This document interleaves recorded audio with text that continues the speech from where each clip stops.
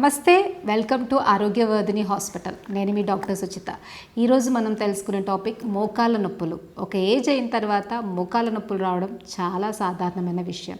Joint pains కావచ్చు, arthritis కావచ్చు, పేరు ఏదైనా కానీ మోకాళ్ళ నొప్పులు అనేది చాలా ఇబ్బంది పెడుతూ ఉంటాయి. అయితే ఒక ఏజ్ దాటిన తర్వాత మోకాళ్ళలో ఉన్నటువంటి గుజ్జు అరగడం వల్ల వచ్చే అటువంటిది ఒక మోకాళ్ళ నొప్పి అయితే, యంగ్ ఏజ్లో ఉన్న వాళ్ళకి కూడా రక్తంలో వచ్చే చెడు వల్ల వచ్చే అటువంటి రుమటాయిడ్ ఆర్థరైటిస్ కావచ్చు, గౌటీ ఆర్థరైటిస్ కావచ్చు, అది ఇంకొక రకమైనటువంటి మోకాళ్ళ నొప్పి. అండ్ ఇంకొన్ని రకాల ప్రాబ్లమ్స్లో వ్యారికోస్ వెయిన్స్ ఉన్న వాళ్ళలో కూడా ఈ మోకాళ్ళ నొప్పి విపరీతంగా బాధిస్తూ ఉంటుంది. ఇటువంటి అన్ని కండిషన్స్లో ఒకవేళ మోకాళ్ళు అరిగాయి, మోకాళ్ళలో ఉన్న గుజ్జు అరిగింది అని అంటే రీప్లేస్మెంట్ అనేది చేయించుకుంటారు. చాలా సాధారణ విషయము. ఒక ఏజ్ రాగానే ఎందుకు మీరు ఇబ్బంది పడతారు, సో మనం మోకాళ్ళు అరిగిన దానికి మనం గుజ్జు ఏమంటారు కీలు మార్పిడి శస్త్రచికిత్స చేసుకుంటే సరిపోతుంది అంటారు.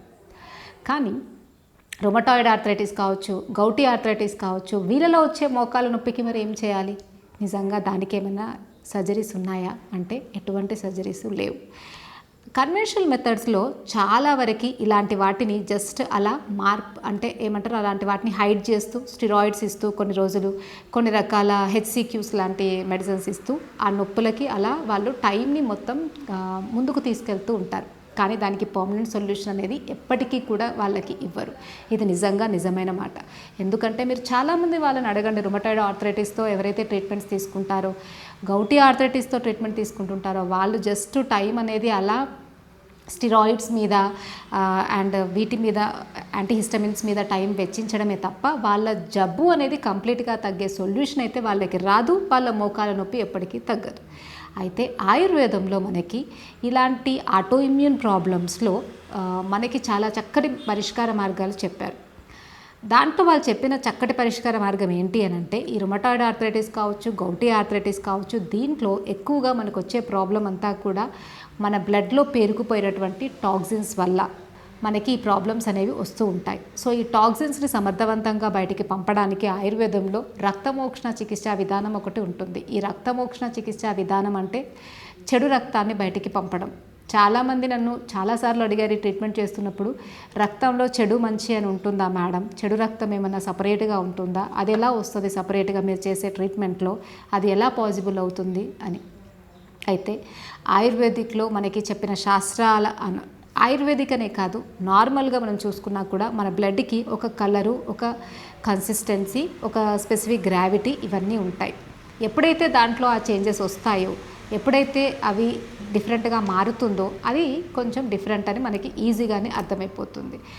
మనకి నార్మల్గా దుష్టరక్తము అని చెప్పేదానికి లక్షణాలు ఏంటి అంటే, మన దుష్టరక్తంకి ఉండే కలర్, నార్మల్ రక్తము ఇంద్రగోప నార్మల్గా ఏంటంటే రెడ్ కలర్ ఉంటుంది. ఎప్పుడైతే కూడా అది చాలా థిక్గా మారిపోయినా, నల్లగా మారిపోయినా, అండ్ దాని యొక్క బరువు అంటే ఏమంటారు, కొంతమంది రక్తం చూస్తే అది మొత్తం బయటికి రాగానే గడ్డగట్టే స్వభావం ఉంటుంది. అలా రకరకాల మార్పులు అనేవి మనము ఆ చెడు రక్తంలో చూడొచ్చు.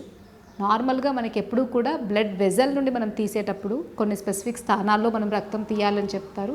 ఆ తీసేటప్పుడు ఫస్ట్ వచ్చే రక్తం దుష్ట రక్తమే స్రవిస్తుంది అంటారు. ఎందుకంటే అగ్రే దుష్ట రక్తం స్రవతి అనే ఒక పాయింట్ ప్రకారము మనకి ఫస్ట్ వచ్చేటువంటి రక్తం చెడు రక్తమే వస్తుందన్నమాట.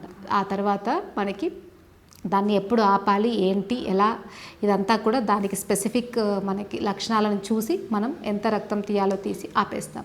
సో ఇలా రక్తం వల్ల వచ్చే అటువంటి ఆటో ఇమ్యూన్ ప్రాబ్లమ్స్లో ఇలా రక్తం తీయడము, విరేచన కర్మ అండ్ బస్తి కర్మ లాంటి చికిత్సలు చేయడము, ఇంటర్నల్గా కూడా కొన్ని రకాల రసాయన లక్షణాలు, ఎప్పటికీ నేను రసాయనం అంటాం కదా, ఇది నథింగ్ బట్ యాంటీ ఆక్సిడెంట్స్ ఎక్కువ ఉన్న మూలికలన్నీ కూడా మనం రసాయనంలాగా తీసుకుంటాము. సో అలాంటి మూలికలు మనం ఎక్కువగా ఇంటర్నల్గా ఇవ్వడం వల్ల మన సెల్స్కి ఆక్సిడేషన్ అనేది బాగా మంచిగా లభిస్తుంది అండ్ దానికి కావాల్సిన ఎలిమెంట్స్ అన్నీ లభిస్తాయి. కాబట్టి సెల్స్ అన్నీ కూడా మళ్ళీ హెల్దీగా వర్క్ చేస్తాయి, హెల్దీగా ఉంటాయి. కాబట్టి మనకి ఆ ప్రాబ్లమ్స్ అన్నీ కూడా మెల్లిమెల్లిగా తగ్గుతూ ఉంటాయి. అందుకే జాయింట్ పెయిన్స్లో ఎవరైతే ఇలా రుమటాయిడ్ ఆర్థరైటిస్, గౌటీ ఆర్థరైటిస్, మోకాళ్ళ నొప్పులతో బాధపడుతూ ఉంటారు, లేదా నార్మల్గా ఏజ్ వల్ల వచ్చిన మోకాళ్ళ నొప్పులతో బాధపడుతూ ఉన్న వాళ్ళకి కూడా ఆయుర్వేదంలో మనకి కంప్లీట్ సొల్యూషన్స్ ఉన్నాయి. ఓన్లీ టైంని ముందుకు తీసుకెళ్లడము, జస్ట్ స్టెరాయిడ్స్ రాస్తూ టెంపరీగా నొప్పిని తగ్గించడమే సొల్యూషన్ కాదు. ఆయుర్వేదంలో చేసుకునేటువంటి కొన్ని రకాల చికిత్సల్లో మీరు దీన్ని కంప్లీట్గా కూడా తగ్గించుకోవచ్చు. అండ్ ఇంకొకటి ఏంటంటే, మీరు అల్లోపతి మందులు వాడుతూ ఉన్నప్పుడు ఆయుర్వేదిక్ మందులు వాడొచ్చా లేదా? డెఫినెట్గా వాడుకోవచ్చు. సో ఎటువంటి ఆలోచనల్లో మీరు భయం పెట్టుకోకుండా వాడచ్చు. ఎందుకంటే దాంట్లో వాడేవన్నీ కూడా కెమికల్సే ఉంటాయి. ఆయుర్వేదంలో వాడేటివన్నీ కూడా మన ప్రకృతి నుండి మనకి లభించినవే ఉంటాయి. సో ఇవన్నీ మనం ఆహారాన్ని ఎలా నిరభ్యంతరంగా తీసుకుంటామో ఆయుర్వేదిక్ మందులను కూడా మీరు డాక్టర్ పర్యవేక్షణలో తీసుకోండి. కానీ అవి ఎలాంటి ఇబ్బందిని అయితే కలిగించవు. ఒక ఏజ్లో మోకాళ్ళ మధ్యలో ఉన్నటువంటి గుజ్జు అరిగిపోయినప్పుడు కంపల్సరీ సర్జరీయే చేయించుకోవాలా? ఆయుర్వేదిక్లో కూడా ఏమైనా చికిత్సలు ఉన్నాయా అంటే డెఫినెట్గా ఉన్నాయి. మీరేమీ వెళ్ళి డెఫినెట్గా సర్జరీలు చేయించుకుంటేనే మీరు మళ్ళీ నడవగలుగుతారు అనేది ఏమీ లేదు.